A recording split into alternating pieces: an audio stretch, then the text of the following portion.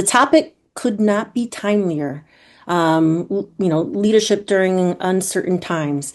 For those of you who've been in leadership roles for most of your career, and even if you're just starting as a leader in your career, there's a lot to unpack given our current landscape. Things are changing, things feel different lately, which is, again, very interesting. The timing for this topic is fantastic.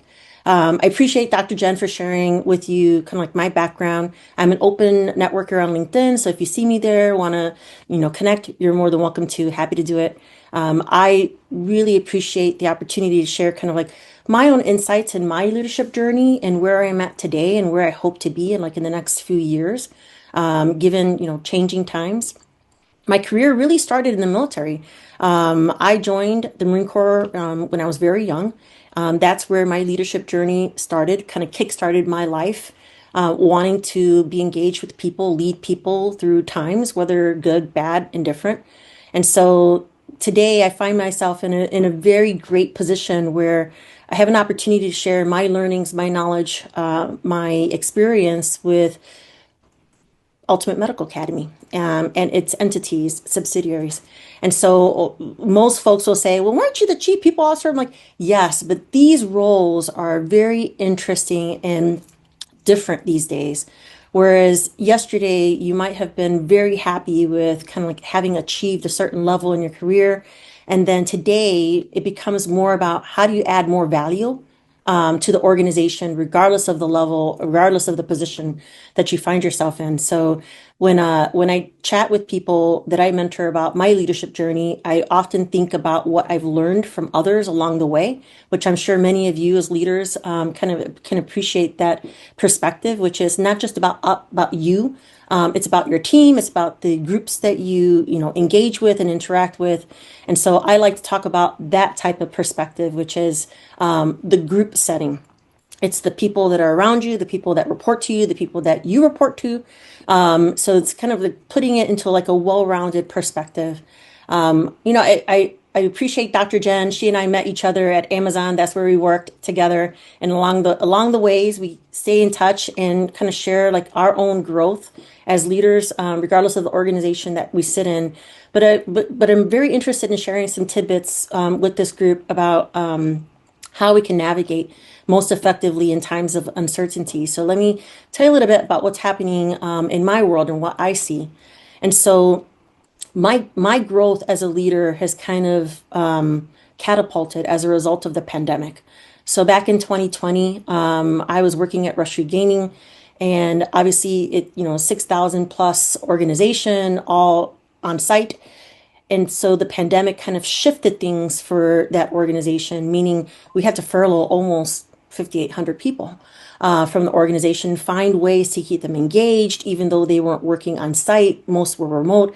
So I had to kind of like rethink how I add value to an organization that is going through significant change or dealing with the pandemic, et cetera. And so it's a very interesting perspective. And what I found was most important for myself is I needed to be more flexible, not just with the change in landscape, but how those impacts have changed people and their own needs, their perspectives, what's important to them. I didn't think that being a road warrior was an issue because I had been a road warrior, meaning I was traveling a lot based on my roles.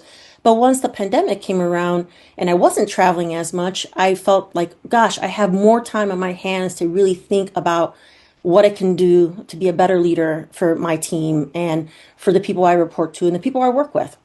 So it's really kind of catapulted is the best word I could use. Catapulted, kind of like what I'm thinking about what leadership means for 2025 and 2026.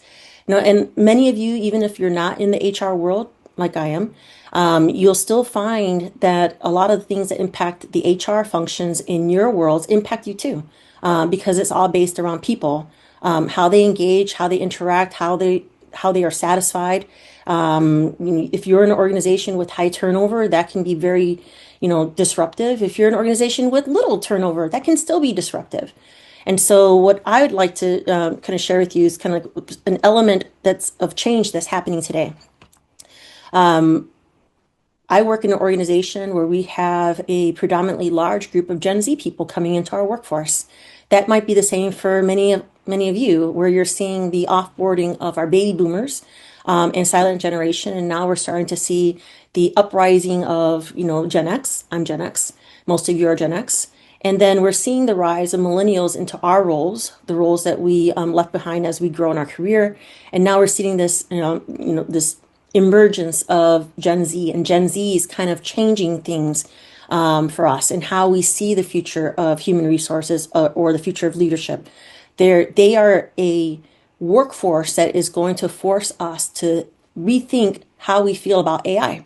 They are the most literate people when it comes to technology. And if you don't want to agree with me, that's okay. But from my perspective, they are the most articulate people about AI. They understand what it takes to stay connected online, virtually. They're not necessarily opposed to being on site, but their grasp of technology is superior. And they grew up with technology versus Gen X. Many of us in Gen X did not grow up with technology. We grew up with PlayStation, the little handheld one stuff kind of things, but that's the extent of the technology that we had.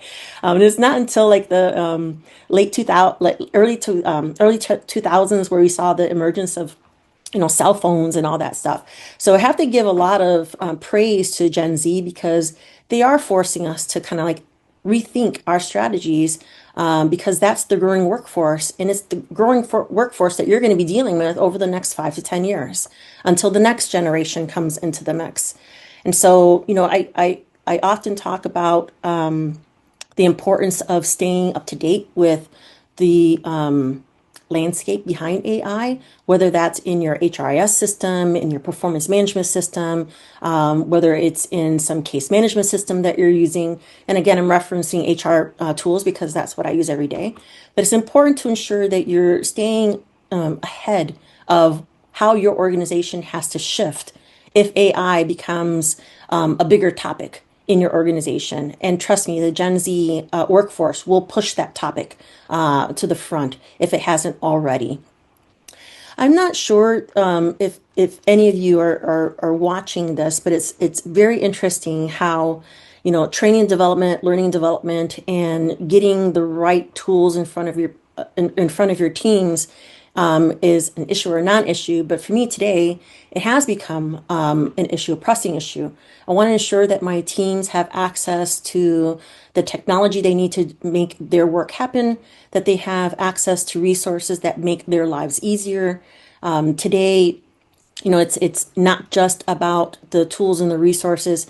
It's actually becoming more about how we change and react to those requests coming from our workforce. And before the pandemic, I would say, what, situational leadership is the way to go. That's how you manage, and that's how get the best, out of your people. But it's kind of like morphed into something different. And it could be very well because of the change in our workforce and Gen Z coming in. What I find myself, really gravitating towards is leading with care and empathy. I'm a very process-oriented individual, and Jen can attest that that's kind of like where my mind goes. It goes into Lean, Six Sigma. I want to ensure that if we're attacking a process, it's the process and not the people. That's also an old adage from Amazon, which I continue to carry with me today. But I'm really pressing myself on ensuring that I understand what my people need outside of technology, outside of resources. I mean, today folks want to be listened to, they want to be heard, they want an ear, they want to have someone that they can, exchange thoughts with, ideas with. And when you allow that opportunity to kind of flourish for individuals, that's where I'm seeing growth of individuals. It's not just about the work, it's not about the what, it's becoming more about the how we're doing it. And that's what's really pressing with the Gen Z workforce. I mean, I don't know how many of you have children who are Gen Zers. I have a millennial slash Gen Zer, and I can attest that he tells me what he needs, and he's more verbal about it than I had been when I was his age. Again, when I was his age, I was, coming out of the military, didn't know what to expect, trying to transition from, being a military person to a civilian. But my son has no qualms about telling me what he needs, either from, me as his parent, from work as their employer, as his employer. But I can imagine we have a lot of Gen Zers that are very quick to share like what's important to them. And I feel like that's going to be the driving force on how you develop your leadership strategies in your organization. And I'm not suggesting that Gen X, baby boomers, and millennials don't matter. They absolutely matter. They're still part of our workforce. But you have to ensure that you're not applying a cookie cutter leadership process across the board when we have those differing generational impacts and perspectives. I'm in a good spot because my team here at Ultimate Medical Academy is a mix of different levels of career and different levels of experience. So I get to see different light bulbs along the way for myself, like, oh, I'm learning something new about, how I can apply this across more of the Gen Z workforce. Or I can't lose fact that Gen X is becoming at the top of the helm. We become the leaders that the baby boomers leave as they leave their roles behind. So I really want you to like think about what the next 2 to 3 years looks like as our baby boomers leave and Gen X, we step up and millennials step up to take over their leadership roles. I think two words, well, I'm always reinforcing with the leaders that are my team is leading with care, leading with empathy. It does not mean that you're taking care of people. It means that you're allowing your circle to kind of like help you shape yourself and your leadership as you go through this journey. So I hope that this kind of helps, kind of putting things in perspective. But where I see my leadership being put to work in the next, let's say, 2 to 5 years, is about strengthening the people who will replace me in the next 2 to 5 years. At some point, I need to retire and I want to spend some time on a golf course playing more rounds than I do today. So that would be great. So I feel like I owe the organization that I work for today and maybe even tomorrow, the leadership that it needs once I leave. And many of you are probably in the same position I am, where you're like, gosh, what does my legacy look like when I leave? Your legacy is your people and the people that you have helped develop into the roles that, succeed you. And that's where I find myself putting effort into the folks that I bring into the organization or the folks that I've inherited as part, of, being new to the role in the organization. And I'm pretty sure that resonates with a lot of you. My legacy is not about the systems or the technology or the processes. It's always been about the growth of the people that I've been able to engage with and touch along the way.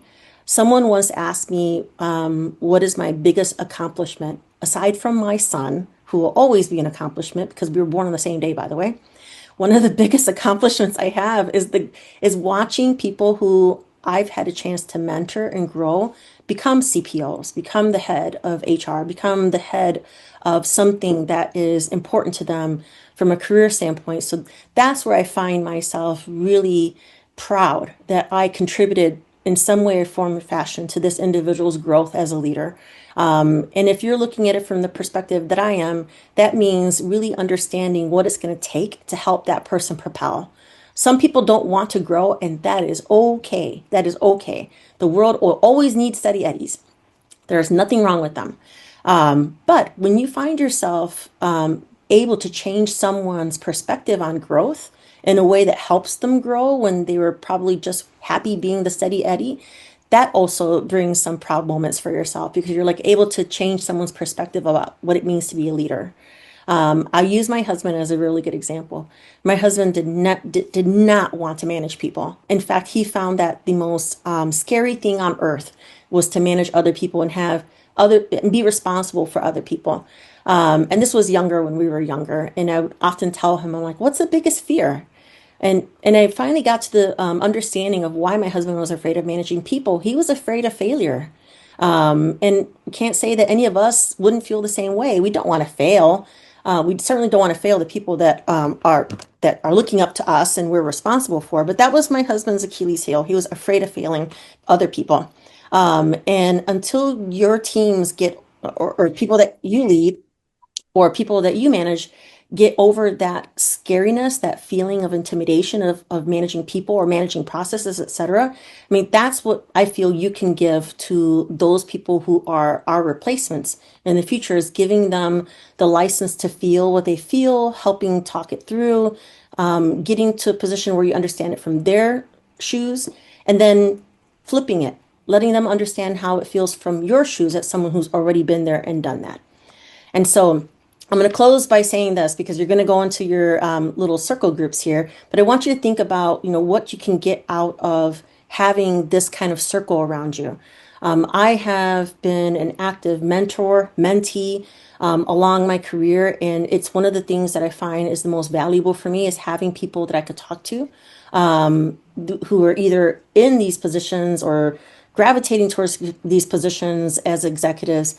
And the more that you have as a resource, people that can talk to you about where you are and where you need to be, that speaks volumes. So I give Dr. Jen a lot of credit for bringing and rallying executives together so that we can grow together and elevate together and support each other. And I can't think of another forum that is just as important as this one right now, given our landscape and given what we have to deal with as leaders in times of uncertainty. So, best of luck. Enjoy your time in VP Circle. I hope you can enjoy your little breakouts, because they're going to be fun and fascinating. You're probably going to answer the same questions I just talked through. And so I really want you to take this. And again, take advantage of us, all of us. Find us on LinkedIn, connect, find some time to rally and talk about things that are important to you, that are like top of mind. And get the most out of VP Circle. Seriously, we've got a great lineup this year, thanks to Dr. Jen and her team. So you'll see me around. I'll be in a few more sessions with you throughout the year.